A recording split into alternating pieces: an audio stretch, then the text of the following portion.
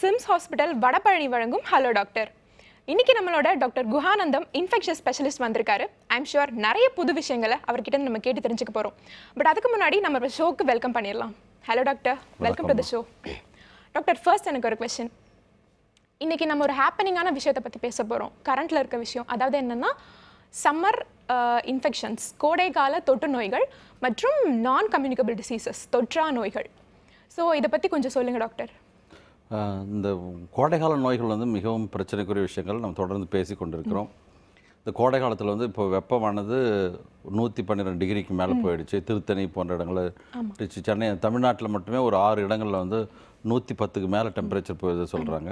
இதனால் நம்முடைய மக்கள், பெருவாரியான மக்கள், இந்த உழைக்கும் மக்கள் வந்து வெயிலில் தான் நிறைய பேர் இருக்கிறதுனால அவங்களுக்கு வெயிலில் நிறைய பிரச்சனைகள் வர்றது வாய்ப்பு இருக்கிறது.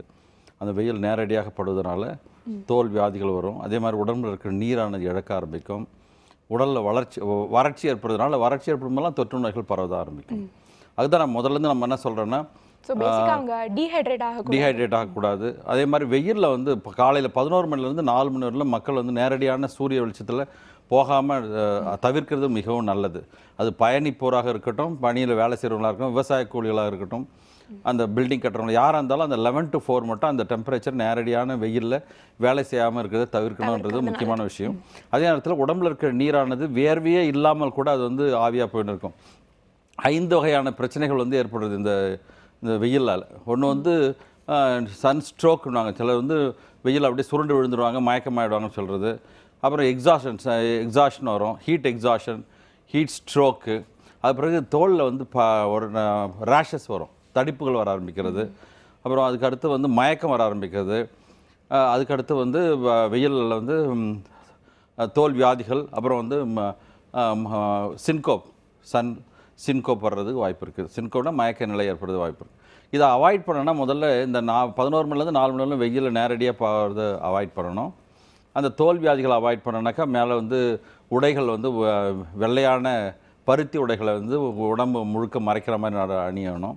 தண்ணீர் வந்து நிறைய குடிக்கணும். தண்ணீர் வந்து ஒரு 1.5-2 லிட்டருக்கு மேலே தண்ணீரானது வேர்வையை மூலமாகவோ வேர்வை இல்லாமலும் கூட வந்து உடம்புலேருந்து பிரிஞ்சு போடும், வெப்பத்தில் வந்து ஆவியாயிடும். அப்போது வேர்வையே இல்லாமல் மயக்க நிலை அடைகிறது வந்து அந்த சன் ஸ்ட்ரோக்குன்னு சொல்லுவாங்க. அந்த சன் ஸ்ட்ரோக்கில் வந்து பிபி குறைய ஆரம்பிக்கும், மயக்கம் ஏற்படும். சில நேரத்தில் உயிர் கூட இழக்கிறது ஆரம்பிக்கும். சன் ஸ்ட்ரோக்கில் இறந்துட்டாங்கலாம் நம்ம பேப்பரில் படிப்போம். அதனால் அந்த மாதிரி நேரங்களில் மக்கள், அதுவும் வயது முதிர்ந்தவர்கள், குழந்தைகளை வந்து அதிகமாக விடாமல் பார்த்துக்கணும். இந்த மாதிரி நிலைமை ஏற்பட்டால் அவங்க நிறைய தண்ணி குடிக்கணும். குடிக்கிறதுக்கு நிறைய தண்ணீர் கொடுக்கலாம். அதே மாதிரி உப்பு சர்க்கரை கரைசலில் கொடுக்கலாம். வீட்டில் ஹோம் அவைலபிள் ஃப்ளூயிட்ஸ் கொடுக்கலாம். அப்புறம் உடனடியாக அவங்கள வந்து காற்றோட்டமான சூழ்நிலை வச்சுட்டு அவங்க உடம்பெல்லாம் வந்து ஈர துணிகளால் போட்டு பதப்படுத்தி அப்புறம் அந்த உஷ்ணத்தை குறைத்து அதுக்கு பிறகு அவங்க மயக்க நிலை தொடர்ந்தால் உடனே மருத்துவமனைக்கு கொண்டு போகிறது மிக அவசியம். அது முக்கியம். அதே மாதிரி தோல் தடிப்புகள் வர்றதுக்கு அவாய்ட் பண்ணுறதுக்கு அவங்க வந்து அந்த ஒரு சில எண்ணெய் வகைகளை தடவலாம். அதில் வந்து க்ரீம்ஸ் எல்லாம், ரொம்ப கெமிக்கல் க்ரீம்ஸ் எல்லாம் தடவை விட சாதாரண தேங்காய் எண்ணெய், ஒரு நல்ல எண்ணெய்கள், இது மாதிரிலாம் நம்முடைய தாவர எண்ணெய்களை நம்ம பயன்படுத்த மிகவும் அவசியம். அப்புறம் நீர் வந்து மோரை குடிக்கலாம், நிறைய இளநீர் குடிக்கலாம். அப்புறம் பதநீர் வந்து கிராமங்களில் கிடைக்கும், அதெல்லாம் குடிக்கலாம். இதெல்லாம் குடித்தா வந்து அதனுடைய வெப்பத்தினுடைய தாக்கத்தை குறைக்கலாம். நோய்கள், இன்னும் ஒரு சில நோய்கள் வந்து இந்த வெப்பம் அதிகமாக பூமியில் இருக்கிற எல்லா குப்பைகளும் காற்றுல பறக்கிறதுனால அந்த நோய் கிருமிகளும் அதனோட பறக்கும். நம்ம பிள்ளைங்கள்லாம் எல்லா இடத்துலையும் இப்போ ஃபோன் வச்சு பேசினு இருப்பாங்க, வாய் திறந்து பேசினே இருப்பாங்க. வாய் வழியாக உள்ள நிறைய கிருமிகள் போகும், மூக்கு வழியாக போகும், டஸ்ட் அப்புறம் அது வைரஸ் போகும், பாக்டீரியாக்கள் போகும். அதில் அந்த இன்ஃப்ளூயன்ஸா வைரஸ்னால அடிக்கடி ஜலதோஷம் பிடிக்கிற ஒரு கிருமி, அந்த ஸ்வைன் ஃப்ளூ மாதிரி சொல்கிறாங்களா, அந்த மாதிரி ஃப்ளூ வைரஸஸ் பரவுறதுக்கு வாய்ப்பு இருக்கிறது. அப்புறம் சுவாச நோய்களான காச நோய்கள் பரவுறதுக்கு வாய்ப்பு இருக்கிறது. இந்த மாதிரி நேரத்தில் வந்து இப்போ பஸ்ஸில் போகும்போது, ட்ரெயினில் போகும்போது நிறைய இருமுனாங்கலாம். இப்போ வந்து மெட்ரோ ரயிலெலாம் வந்துடுச்சு, குளிர்சாதன வசதியோட போகுது. அது உள்ளே போய் ஒருத்தர் இருமுனாங்களாம், அந்த என்டையர் கம்பார்ட்மெண்ட் இன்ஃபெக்ஷன் ஆகும். அதெல்லாம் அவாய்ட் பண்ணால் அவங்களுடைய கைக்குட்டைகளை வச்சு நம்ம வாய் கவர் பண்ணி இருமணும். கைகளை வந்து அடிக்கடி கழுவணும், முக்கியமானது விஷயம். அதுக்கடுத்தபடியாக இந்த காலத்தில் வந்து அந்த சிக்கன் பாக்ஸ் என்ற ஒரு சின்ன அம்மை மக்கள் மத்தியில் பரவும், சின்ன சின்ன கொப்பளங்களாக மாறும். அது ஒரு சிலருக்கு நிறைய டெம்பரேச்சர் வரும், இருமல் சளியெல்லாம் வரும். அப்புறம் தோலில் வந்து தடிப்புகள் வந்து ரொம்ப கஷ்டப்படுத்துவாங்க. அது மாதிரி வந்தாங்கன்னா அவங்கள வந்து வீட்டில் வந்து தனி அறையில் வச்சு அவங்கள பாதுகாக்கணும். அல்லது தொற்றுநோய் மருத்துவமனைகள் சென்று அதுக்கான நவீன மருந்துகள் வந்திருக்கு, அதை கொடுத்து அதனுடைய தாக்கத்தை குறைக்கலாம். சிலருக்கு வந்து தட்டமை வர்றது வாய்ப்பு இருக்குது. குழந்தைங்களுக்கெல்லாம் தட்டமை வர்றதுக்கு அந்த தட்டமையை குறைக்கிறதுக்கு தடுப்பூசிகளை போடலாம், சிக்கன் பாக்ஸ் வேக்சின் போடலாம். வெளியிலலாம் போயிட்டு வந்தாங்கன்னா அவங்க நல்லா வாயை கொப்பளிக்கணும். அந்த டஸ்டெல்லாம் போகிற மாதிரி மூக்கெல்லாம் ப்ளோ பண்ணி வாய் கொப்பளிக்கணும். வெயிலில் போகிறது நம்ம அவாய்ட் பண்ணலாம். அதனால் கொஞ்சம் கவனமாக இருந்தால் இந்த வெயில் காலத்தில் ஏற்படுற தொற்று நோய்களை நம்ம அவாய்ட் பண்ணலாம், அதனுடைய பாதிப்புகளையும் அவாய்ட் பண்ணலாம். So thank you so much doctor. ஒரு நல்ல டீட்டெயிலான இன்ட்ரடக்ஷன் கொடுத்துருக்கீங்க. ஸோ ஐம் ஷூர் இதுவே நிறைய பேருக்கு புரிஞ்சிருக்கும் அப்படின்னு. இப்போ நம்ம நிகழ்ச்சியோட ஃபர்ஸ்ட் காலர் வந்திருக்காங்க, பேசிடலாம். ஹலோ ஹலோ, சொல்லுங்கம்மா. மேடம் வணக்கம் மேடம். வணக்கம்மா, சொல்லுங்க உங்க பேரை எங்கேருந்து பேசுறீங்க? நான் நாமக்கல்ல இருந்து மகாலட்சுமி பேசுறேன் மேடம். சொல்லுங்க மகாலட்சுமி, டாக்டர் இருக்காங்க, உங்க கேள்விகளை கேளுங்க. சொல்லுங்கம்மா மகாலட்சுமி. சார் வணக்கம் சார். வணக்கம்மா. வணக்கம் சார். இப்போ ஒரு 4-5 நாளா சாப்பிட்டா உடனே லூஸ் மோஷன் போகிற மாதிரியான ஒரு ஃபீலிங் சார். 2-3 டைம் லூஸ் மோஷனும் போயிடுது. ஸ்டொமக் ஃபுல் ஆச்சுன்னா உடனே போகணும் மாதிரியான ஒரு ஃபீலிங் இருக்கு. அதுக்கு என்ன சார் பண்ணணும்? இப்போ இந்த வெயில் காலத்தில் இன்னொரு விஷயம் நான் சொல்ல மறந்தது என்னென்னா, இந்த சாலை ஓரங்களில் விற்கிற உணவுகளை வந்து சாப்பிட்றதுல ரொம்ப கேர்ஃபுல்லாக இருக்கணும். ஏன்னா சாலை ஓரங்களில் மற்ற நாளை விட வெயில் நாளில் வந்து அந்த குப்பைகள் மேலே படிய ஆரம்பிக்கும். அதுவும் ஒரு சில இடங்களில் வந்து மக்கள் வந்து திறந்த வெளியில் மழை ஜலம் கழிச்சாலும் அது கூட ட்ரை ஆகி காற்றுல பறந்து அது இருக்கும். அதில் உணவு வகைகளை வந்து தூய்மையாக வீட்டிலே சமைத்த உணவை சாப்பிடுங்க. விடுதிகளில் சிற்றுண்டி விடுதி சாப்பிடுங்க, நல்ல சிற்றுண்டி விடுதிகளை தேர்ந்தெடுத்து சாப்பிடுங்க. கைகளை நல்லா கழுவி சாப்பிடுங்க. சாப்பிட்ட உடனே பாத்ரூம் போகிற மாதிரி உங்களுக்கு பிரச்சனை வருதுன்னா அது வந்து அமீபா கிருமியால் தாக்குவது கூட இருக்கலாம். அதனால் உங்கள் நகங்களை எல்லாம் கட் பண்ணுங்கள், கைகளை கழுவி சாப்பிடுங்க. வீட்டில் இருக்க அத்தனை பேருக்கும் வந்து அந்த தூய்மையை சொல்லிக் கொடுங்க. இதுக்கு வந்து மருந்து இருக்குது, இந்த மாத்திரை இருக்குது. அந்த மாத்திரை வந்து நீங்கள் குடும்ப டாக்டர்கிட்ட போய் கேட்டிங்கன்னா அவங்க மருந்து எழுதி கொடுப்பாங்க. அந்த மாத்திரை சாப்பிட்டா 3 நாள் 5 நாளில் சரியாயிடும். நீங்கள் தண்ணீர் நிறைய குடிக்கணும். அப்புறம் கார வகையான உணவுகளை இந்த வெயில் நாளில் கொஞ்சம் அவாய்ட் பண்ணுங்கள். வெஜிடபிள்ஸ் நிறைய சாப்பிடுங்க. அதே மாதிரி மாமிச உணவு, அசைவ உணவுகள் செய்யணும்னா நல்லா சமைத்து சூடாக சாப்பிடுங்க. ஃப்ரிட்ஜில் வச்சுருந்து சாப்பிடாதீங்க. அதே மாதிரி ஃப்ரிட்ஜில் வந்து ஒரு சில காய்கறிகள் அப்படியே கடையில் வாங்கி வந்து அப்படியே வைப்பாங்க. அதை எடுத்து அதை அப்போ வைக்கும்போது சமைச்ச உணவையும் வச்சுருப்பீங்க. அதில் இருக்கிற அசுத்தங்கள் வந்து சமைத்த உணவுலையும் பரவுறதுக்கு வாய்ப்பு இருக்குது. இது வந்து உங்களுக்கு சாப்பிட்டோடனே பாத்ரூம் போகிற விஷயம் வருதுனாக்கா அது காரணம் வந்து கிருமிகள் தான். அந்த கிருமி வந்து அதிகபட்சம் அமீபியாசிஸ்ன்னு சொல்லுவாங்க. அமீபியாசிஸ்க்கு மாத்திரைகளை டாக்டர்கள் அருகாமலே உங்கள் குடும்ப டாக்டரை கேளுங்க. அல்லது உங்களை வந்து பார்க்குற அந்த செவிலியர்கள் வருவாங்க, வெள்ளை உடை அணிந்த செவிலியர்கள் வீட்டுக்கெல்லாம் வருவாங்க, வில்லேஜ் ஹெல்த் நர்ஸு, அவங்ககிட்ட கேட்டாலும் கொடுப்பாங்க. அப்புறம் அதுக்கடுத்து வீட்டில் இருக்க அத்தனை பேருக்கும் பூச்சி மாத்திரை கொடுத்து வயிற்று பூச்சிகளை அகற்றுங்கள். சரியாயிடும் உங்களுக்கு. நீங்கள் நல்லா ஆகிடுங்கன்னு நினைக்கிறோம். Thank you doctor. தேங்க்ஸ் மகாமா, தேங்க்ஸ் ஃபார் காலிங். இப்போ அடுத்த காலர் லைனில் இருக்காங்க, பேசலாம் டாக்டர். Hello hello. சொல்லுங்கம்மா. யார் எங்கேருந்து பேசுகிறீங்க? என் பேர் தீபா, நான் பெங்களூர்ல இருந்து கால் பண்றேன். சொல்லுங்க தீபா. Hello sir. ஹலோ சொல்லுமா. ஹலோ சார், நான் கன்சீவா இருக்கேன். இப்போ 8 months சார். சரிம்மா. சார், இப்போ ஃபேஸ்ல ஆகட்டும் பாடியில ஆகட்டும் அதிகமா ஹீட் அலர்ஜி மாதிரி, பாடியில பிம்பிள்ஸ் மாதிரி அதிகமா வருது சார். ஆமாம்மா. நான் என் நேட்டிவ் பெங்களூருக்கு வந்திருக்கேன். ஸோ என்னோட ஊர் திருவண்ணாமலை. பிளேஸ் சேஞ்ச் பண்றதுனால வருதா இல்ல ஃபுட் ஐட்டம்ஸ்னால வருதா? இல்லை, அதெல்லாம் ஒன்றும் இல்லை தவறுமா. அது வெயில் காலத்தில் எல்லாருக்குமே வந்து அந்த தோல் தடிப்புகள், அந்த வேக்குரு மாதிரி வர்றது, கொப்பளங்கள் வர்றது, இதெல்லாம் வரதான் செய்யும். அதுக்கு வந்து இறுக்கமான உடைகளை நீங்கள் முதல்ல அணியாதீங்க. அதே மாதிரி பருத்தி உடைகள் அணிந்தால் அந்த வேர்வையெல்லாம் இழுத்துக்கும். அதனால் வந்து பகலெல்லாம் நல்லா கொஞ்சம் எண்ணெயெல்லாம் தடவி அதை ஸ்மூதன் பண்ணுங்கள். அப்புறம் வெளியிலலாம் போகும்போது ஒரு சில நல்ல மருத்துவ ரெக்கமெண்ட் பண்ணப்பட்ட ஒரு நல்ல பவுடரை போடுங்க. நிறைய தண்ணி குடிங்க. தண்ணி வந்து ஆக்சுவலாக பர்ஸ்பயர் ஆகிறது வந்து ஸ்கின் வழியாகவும் போகும். அதனால் தண்ணி நிறைய குடிக்கணும், எக்ஸ்ட்ராடினரியாக தண்ணி குடிக்கணும். அதுவும் கர்ப்பிணியாக இருக்கும்போது நீங்கள் தண்ணி நிறைய குடிக்கணும். கர்ப்பத்துக்குள்ளும் தண்ணி தேவைப்படுது. அதில் நிறைய தண்ணி குடிச்சிருங்க. இளநீர்லாம் குடிங்க. இடம் மாற்றத்தை பற்றி ஒன்றும் இல்லை. திருவண்ணாமலையோ அல்லது பெங்களூரோ ரெண்டுத்துலேயும் திருவண்ணாமலை கொஞ்சம் டெம்பரேச்சர் அதிகமாக இருக்குன்னு சொல்லுவாங்க. அது எப்படி இருந்தாலும் நீங்கள் வந்து ஆடைகளை வந்து தளர்ச்சியான ஆடைகளை போடுங்க. வெயிலில் தேவையெல்லாம் போகாதீங்க. வீட்டில் வந்து தண்ணீர் நிறைய குடிங்க. மற்றபடி இது ஒன்றும் பிரச்சனையான விஷயங்களில் சரியாக போயிடும். Okay, thanks for calling Deepa. இப்போ அடுத்த காலர் லைனில் இருக்காங்க டாக்டர், பேசிடலாம். Hello hello madam. சொல்லுங்கம்மா, உங்கள் பேரை எங்கேருந்து கால் பண்ணுறீங்க? நாங்க திண்டிவனத்துல இருந்து வாணி பேசுறேன் மேடம். சொல்லுங்கம்மா, நீ டாக்டர் லைனில் இருக்காங்க, நீங்கள் பேசுங்க. சொல்லுங்கம்மா. சார், ஒரு வாரமா ஸ்கின் ப்ராப்ளம் இருக்கு சார். நெத்தியில இருந்து ஒயிட்டா சாம்பல் மாதிரி ஆரம்பிச்சுது சார். சரிம்மா. அது வந்து கொஞ்ச நேரம் ஆச்சுன்னா வேர்வை பட்டாலும் இல்ல கொஞ்சம் கசகசப்பு இருந்தாலும் நெத்திலாம் ஊற ஆரம்பிச்சு சார். ஸ்கின் ஃபுல்லா மூஞ்சி ஃபுல்லா ஒயிட்டா வந்துச்சு சார். அது மாதிரி. சரிம்மா. அது எதனால வருதுன்றது காரணம் தெரியலைங்க சார். டாக்டர் கிட்ட காமிச்சா ஸ்கின் ப்ராப்ளம் தான்மா அப்படின்னு சொல்றாங்க. அது அப்படியே முகம் ஃபுல்லா தழும்பா மாறி போச்சு சார். ஸ்கின் அப்படியே மினுமினுப்பா இருக்கு, அப்படியே நெத்தி ஃபுல்லாவே. சரிம்மா, நீங்கள் தோல் டாக்டர் முதல்ல பார்க்கணும். முக்கியமாக திண்டிவனத்தில் தோல் டாக்டர் இருக்காங்க, அவங்கள பாருங்கள். நம்பர் 1.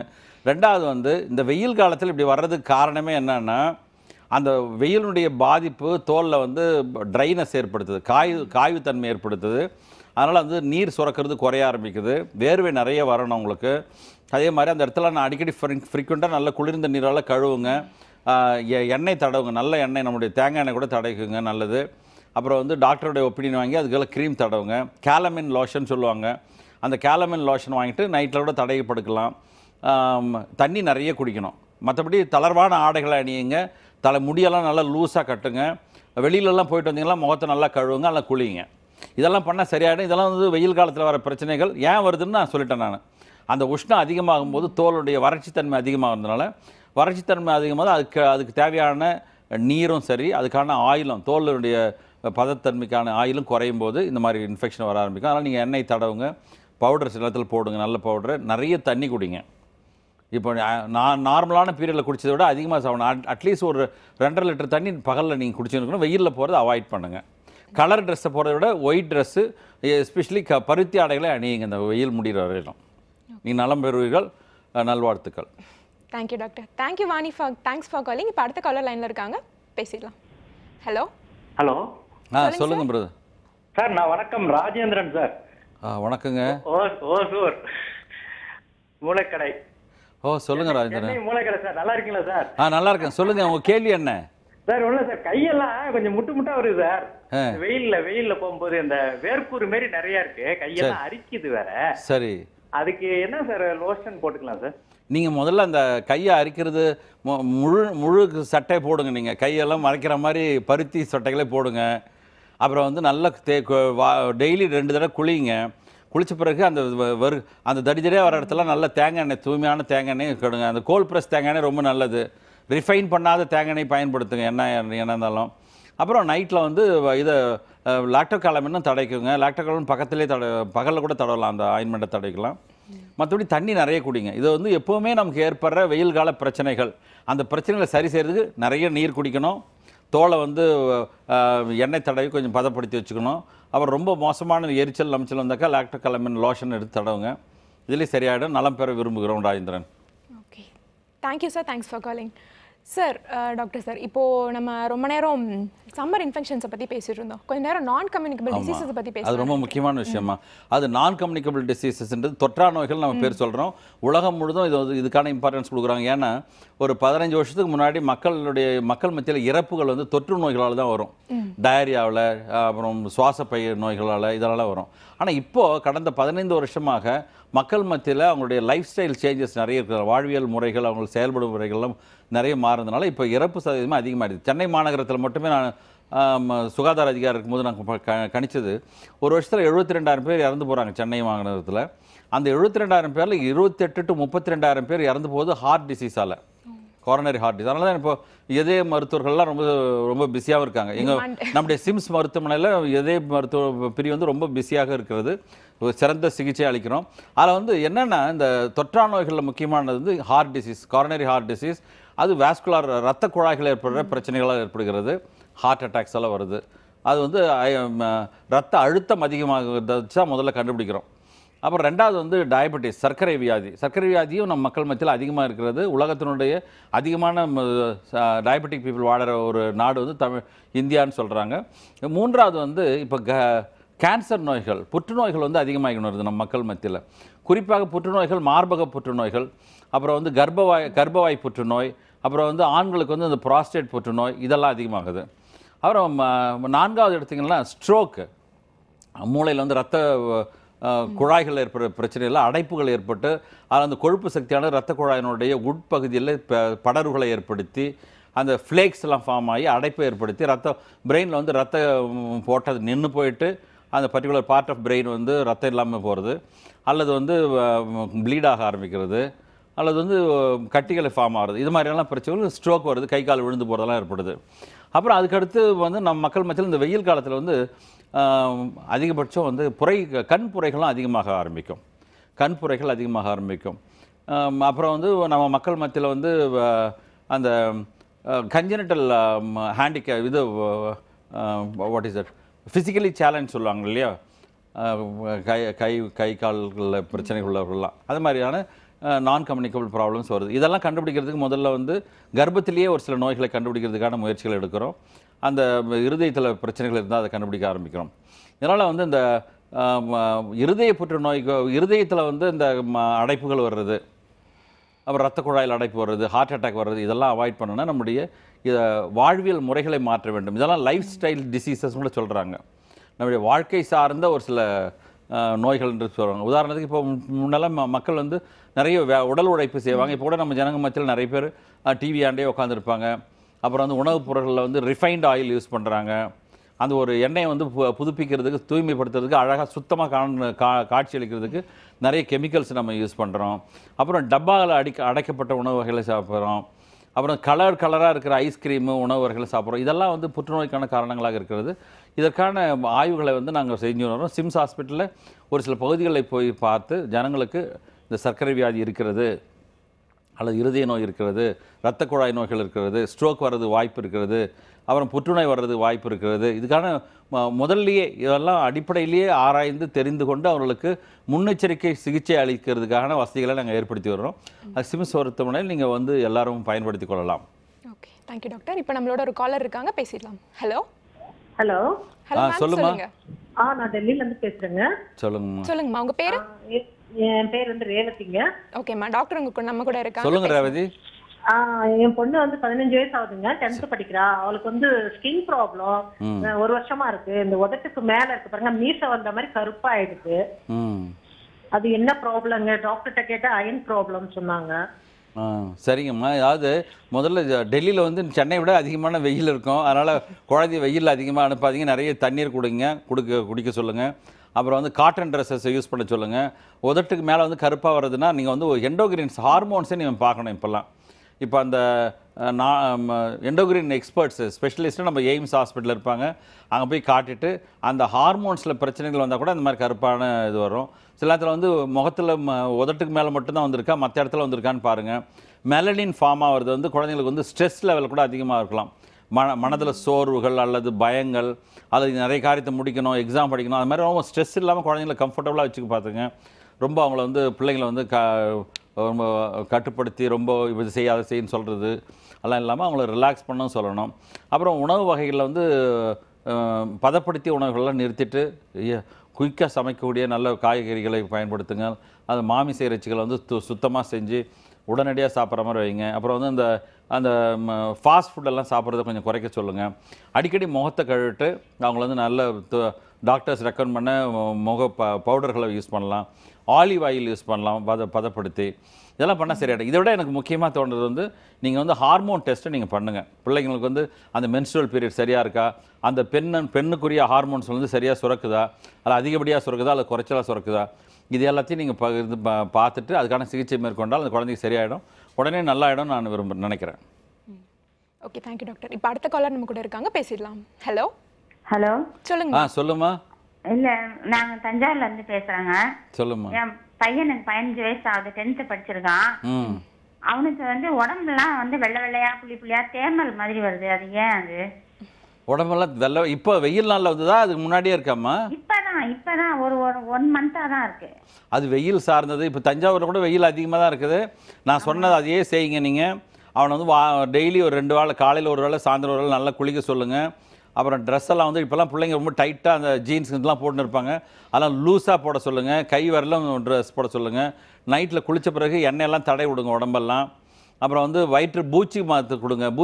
பூச்சிகள் வயிற்றில் இருந்தால் கூட தோல் வியாதிகள் வர ஆரம்பிக்கும். அதையே நீங்கள் செய்யுங்க. பூச்சி மாத்திரைகள் இப்போ அரசு மருத்துவமனைகளையும் கொடுக்குறாங்க. ஆல்பெண்டசோல் ஒரு மாத்திரை, எந்த விதமான பக்க விளைவுகளும் இல்லாத ஒரு மாத்திரை. அதை வாங்கி மென்று தின்னணும். அதை சாப்பிட்டு 1 வாரம் கழிச்சு இன்னொரு மாத்திரை சாப்பிடணும். வீட்டில் இருக்க அத்தனை பேர் சாப்பிடணும். தோல் வந்து தூய்மையாக வச்சுக்க சொல்லுங்கள். எண்ணெய் நைட்டில் தடவிட்டு படுக்க சொல்லுங்கள். தேங்காய் எண்ணெய் எல்லாம் பகலில் நிறைய தண்ணி குடிக்க சொல்லுங்கள். இதுக்கு மேலே 1 வாரத்துக்கு மேலேயும் அந்த வெள்ளை இது இருந்ததுன்னா டாக்டர்கிட்ட அன்றைக்கி சிகிச்சை பெறுங்க. இதெல்லாம் வெயில் காலத்தில் வர சாதாரண விஷயங்கள் தான். அந்த வேர்க்குரு வெள்ளையாகும். வேர்க்குரு கூட உடஞ்சி அந்த இடத்துல வெள்ளையாகும். அதெல்லாம் நீங்கள் கவலைப்படாதீங்க. எண்ணெய் தடவி சரி பண்ணிக்கலாம். டாக்டர்ஸையும் கேளுங்க, நலமடைவீர்கள். ஓகே, தேங்க்ஸ் ஃபார் காலிங்மா. டாக்டர் அடுத்த காலர் லைனில் இருக்காங்க, பேசிடலாம். ஹலோ ஹலோ, சொல்லுமா. சேலத்துல இருந்து சரண்யா பேசுறேன். சொல்லுங்க Saranya. Good afternoon sir. Good ஆஃப்டர்நூன்மா. எனக்கு 24 இயர்ஸ் ஆச்சுங்க சார். சரிம்மா. எனக்கு SLE பாசிட்டிவ்னு சொல்லியிருக்காங்க. சரிம்மா. What is meaning for SLE sir? என்னம்மா என்ன சொல்றீங்க? SLE ஐ திங்க் ANA பாசிட்டிவ்னு வந்திருக்குங்க சார். சரிம்மா. அதனால ப்ராப்ளம்ஸ் ஏதாவது இருக்குமா?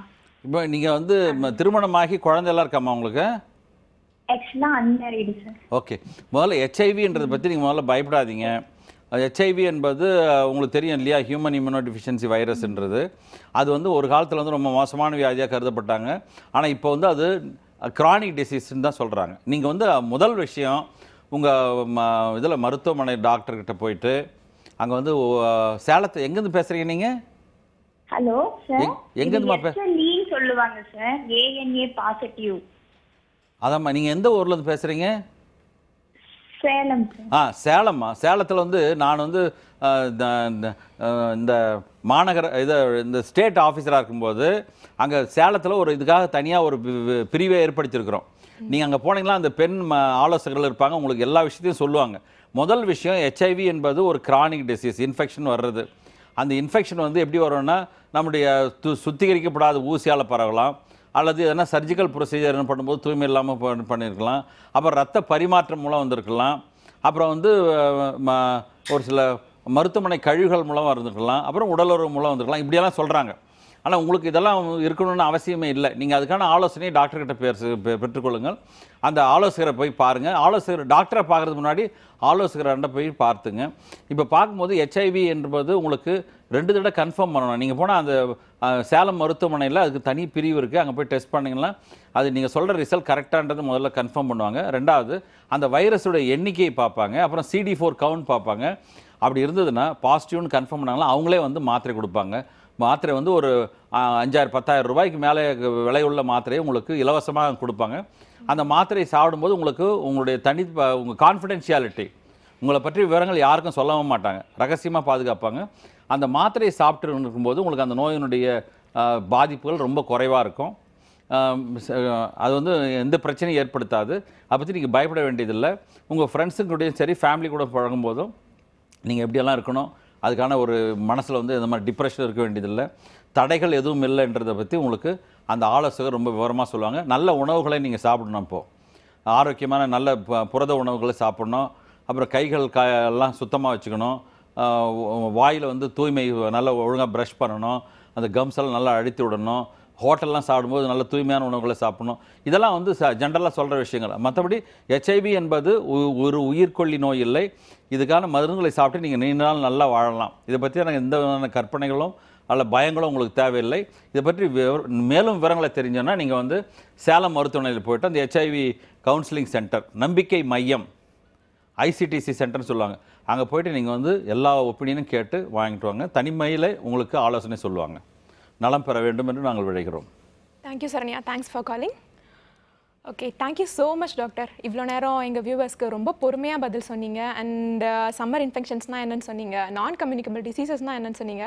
லாஸ்ட்டாக ஐ திங்க் அந்த காலர் கம்யூனிகபிள் டிசீஸை பற்றி கொஷின் கேட்டாங்க. பட் ஸ்டில் அதுக்கு ரொம்ப பொறுமையாக ரொம்ப நிறைய விளக்கங்களை கொடுத்தீங்க. ஸோ நிறைய பேர் பயன் அடைஞ்சிருப்பாங்கன்னு நினைக்கிறேன். Once again thank you so much doctor. நன்றி. ஓகே, இவ்வளோ நேரம் நீங்கள் பார்த்தது வடபழனி சிம்ஸ் ஹாஸ்பிட்டல் வழங்கிய ஹலோ டாக்டர். இதே மாதிரி உங்களை நாளைக்கு வேற ஒரு ஸ்பெஷலிஸ்டோடு சந்திக்கிறேன். Thank you so much.